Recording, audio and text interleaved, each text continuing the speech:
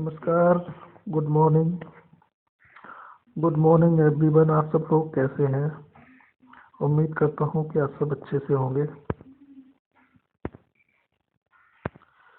जैसा कि जो हमारी श्रृंखला चल रही है, आप सबको पता है, पॉइंट सीरीज के अंतर्गत संविधान, भारतीय संविधान चल रहा है।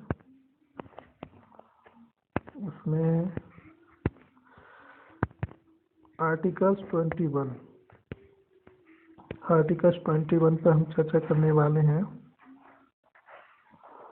1 मिनट।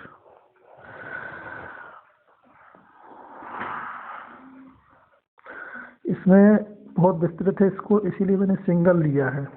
इसको जो है हमने सिंगल पॉइंट के रूप में लिया है, इस पे ही अलग से चर्चा करने के लिए। बहुत ही शॉर्ट में इसको नहीं बताया जा सकता था, इसलिए मैंने इसको अलग ले लिया है।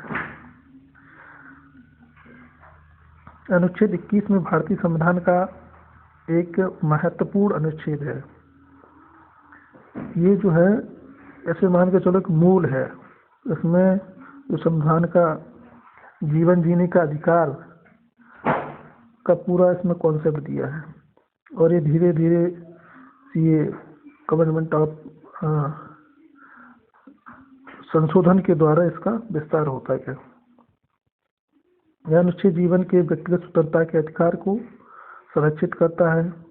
यह भारत के नागरिकों को यह अधिकार देता है कि उनका जीवन और व्यक्तिगत स्वतंत्रता किसी भी तरह से छीनी ना जा सके, जब तक कि उस संविधान के प्रदत्त प्रक्रिया पालन न किया जाए। मतलब किसी के साथ अन्याय ना हो, जब तक संविधान के जो प्रक्रिया है और नियम है उसके अनुसार पूरा किया ना जाए। अनुच्छेद 21 के तहत अधिकार का जो है अर्थ बताया हुआ है।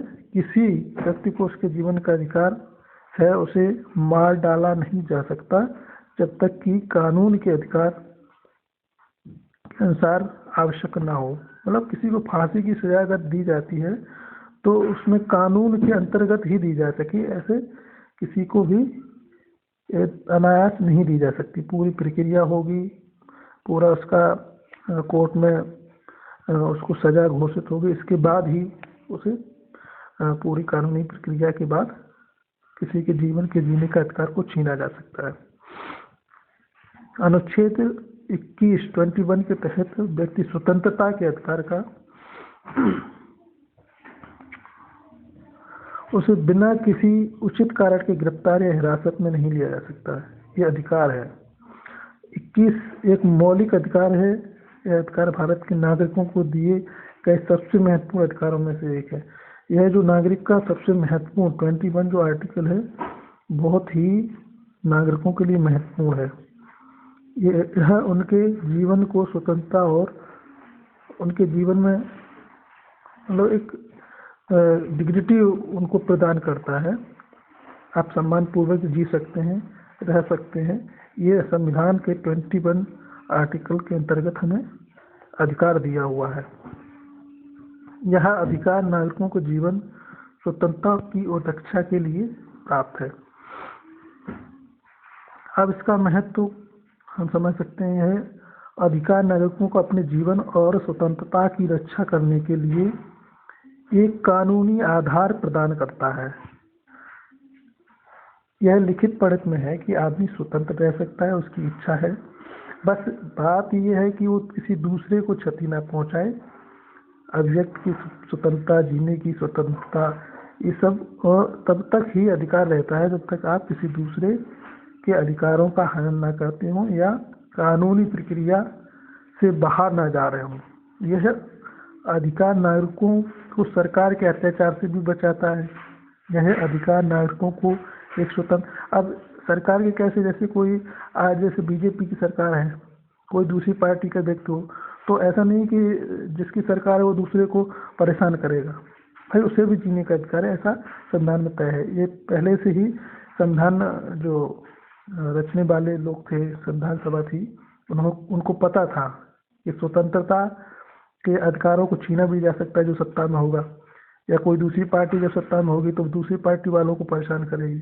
इसलिए ये संविधान ने अधिकार दिए हुए हैं और सुरक्षित समाज में रहने की अनुमति देता है।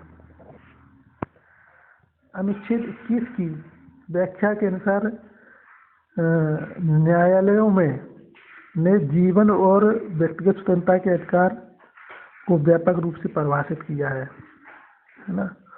और जीवन के अधिकार का संबंध है न्यायालयों में जो निम्न सिद्धांतों को विकसित किया है। जीवन का अधिकार जन्म से मृत्यु तक रहता है, ठीक है, एक पॉइंट होगा। दूसरा, जीवन का अधिकार केवल कानून के अनुसार ही समाप्त किया जा सकता है।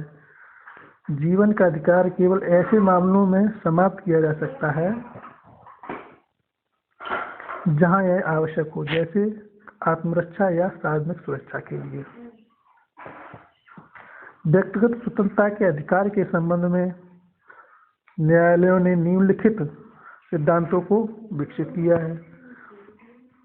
व्यक्तिगत स्वतंत्रता का अधिकार बिना किसी उचित कारण के गिरफ्तार या हिरासत में रहने की सुरक्षा प्रदान करता है, ठीक है। व्यक्ति जैसे किसी को गिरफ्तार किया जाता है तो उसको एक सुरक्षा की जिम्मेदारी भी रहती है, ठीक है ना।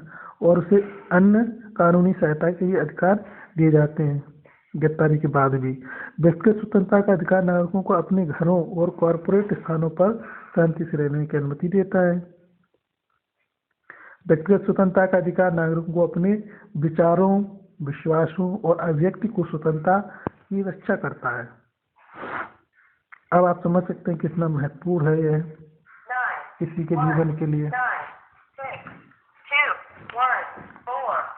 अब 21 उल्लंघन के मामले हैं।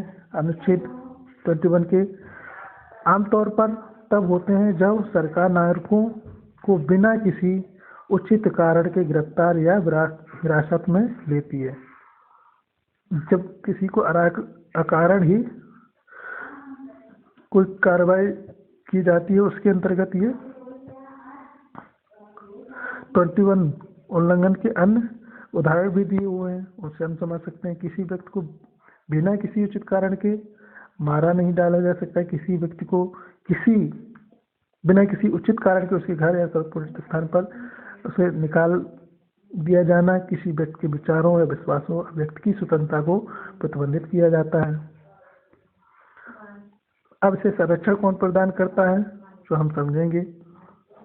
सरकार को अनुच्छेद 21 के उल्लंघन से बचने के लिए कानूनों की नीतियों को लागू करना चाहिए। नागरिकों को अपने अधिकारों के बारे में जागरूक होना चाहिए और यदि उनके अधिकारों का उल्लंघन होता है तो कानूनी सहायता लेनी चाहिए। न्यायालय को आर्टिकल 21 के उल्लंघन के मामलों में नागरिकों के अधिकारों की रक्षा के लिए बड़े कदम उठाने चाहिए। वैसे तो आपके जो मौलिक जो अधिकार है, मूल अधिकार, उनके लिए सीधा आपकी सुप्रीम कोर्ट सुनवाई भी करता है। अब इसका निष्कर्ष यह रहता है कि निश्चित 21 एक महत्वपूर्ण मौलिक अधिकार जो भारत के नागरिकों को जीवन और स्वतंत्रता की आत्मरक्षा के लिए और अधिकार के संरक्षण के लिए नागरिक और न्यायपालिका सभी के लिए जिम्मेदार होता है। तो उम्मीद करते हैं आप सबको आर्टिकल 21 समझ में आ गया होगा, ठीक है ना। आप अगली इसी कड़ी में हम दूसरे वीडियो में आपको मिलेंगे। अगर आप सबको यह वीडियो अच्छा लगता है, जानकारी अच्छी लगती है, तो आप लाइक और शेयर और अपने मित्रों को ये भेज सकते हैं। इसी के साथ धन्यवाद, नमस्कार, जय हिंद।